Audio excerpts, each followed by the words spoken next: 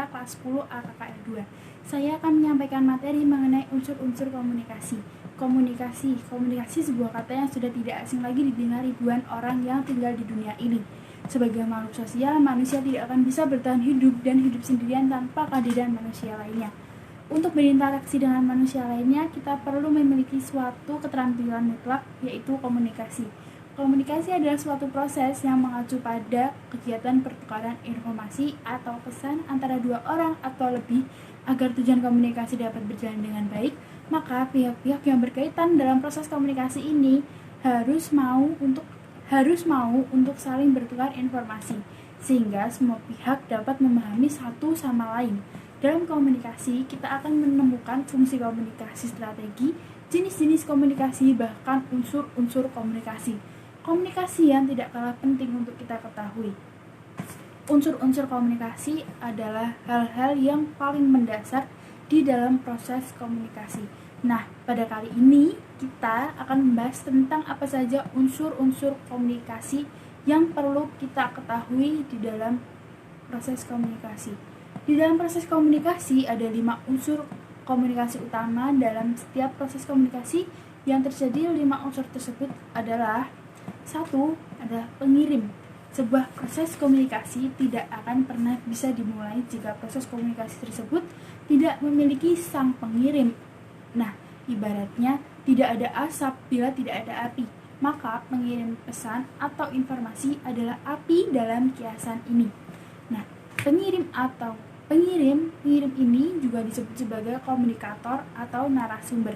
Dalam hal ini, seorang pengirim pasti memiliki beberapa jenis komunikasi yang ingin disampaikan kepada orang lain, misalnya suatu perintah, pertanyaan, ide, atau gagasan, pendapatan, atau pernyataan. Nah, tapi sang pengirim tidak bisa langsung begitu saja dalam menyampaikan informasi. Pengirim informasi harus membentuk suatu merangkai pesan yang ingin disampaikan olehnya ke dalam kata-kata yang mudah dipahami oleh orang lain. Seperti apa pesan yang mudah dipahami oleh orang lain? Misalnya, kita harus melihat kepada siapa kita akan berbicara. Apakah berbicara dalam bahasa yang sama dengan kita? Jika berbeda, bahasa apa yang digunakannya? Apakah orang tersebut paham dengan jargon-jargon yang akan kita gunakan? Nah, dan lain sebagainya. Ketika semuanya sudah dipikirkan dan kita sudah merangkai informasi dalam bentuk yang mudah dipahami, maka kita bisa beranjak ke unsur komunikasi lainnya. 2. Penerima. Di awal artikel ini kami sudah menyampaikan sedikit bahwa proses komunikasi hanya bisa dilakukan jika ada 2 orang atau lebih. Nah, jumlah minimal atau 2 orang tersebut diisi oleh sang pengirim dan seorang penerima. Dengan kata lain, jika ada seorang pengirim, maka harus ada seorang penerima. Dalam hal ini, agar sang penerima dapat memahami informasi dari pengirim, maka sebelumnya penerima harus memastikan bahwa dirinya dapat menerima informasi atau pesan dari sang pengirim. Setelah itu, penerima pesan baru dapat menerjemahkan, menafsirkan, memahami, atau menginterpretasi pesan yang dikirim oleh sang pengirim. 3. Pesan atau informasi. Ada gula, ada semut. Sama halnya dengan ada pesan, maka ada komunikasi. Proses komunikasi tidak akan berjalan tanpa unsur komunikasi ini, yaitu pesan atau informasi. Karena ada pesan dan informasilah yang membuat sang pengirim ingin menyampaikan pesan kepada penerima. Lalu, apa sih yang dimaksud dengan pesan? Pesan atau informasi adalah konten yang ingin disampaikan oleh pengirim kepada penerima. Pesan atau informasi yang disampaikan dapat diiringi dengan bahasa tubuh dan nada suara yang tepat. Ketika 3 unsur komunikasi tersebut digabungkan, maka akan menjadi pengirim, penerima, dan pesan. 4. Media atau sarana komunikasi. Sayangnya, proses komunikasi bukan hanya memerlukan pengirim, penerima, dan pesan saja. Namun, proses komunikasi juga memerlukan unsur komunikasi lainnya, yaitu media atau sarana komunikasi. Fungsi media atau sarana komunikasi adalah sebagai saluran atau sarana yang bisa kita gunakan dalam mengirim pesan atau informasi kepada penerima. Bagaimana contohnya?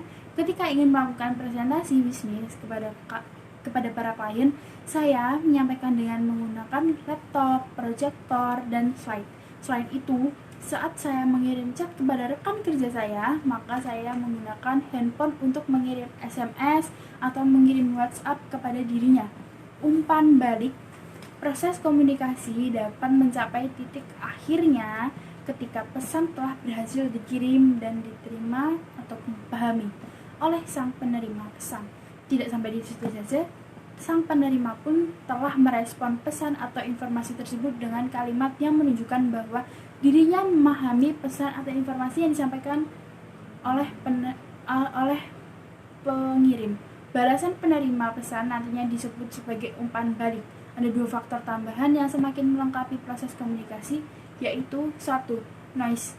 Dalam proses komunikasi, noise bisa berupa gangguan ataupun yang dapat mempengaruhi pesan yang dikirim oleh sang pengirim dan diterima serta dipahami oleh sang penerima pesan.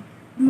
Konteks. Layaknya noise atau kebisingan, konteks memiliki peran yang penting dalam menentukan keberhasilan proses komunikasi. Ketika kita membuat percakapan pribadi dengan teman akrab, kita mungkin akan memberikan informasi yang detail kepada dirinya.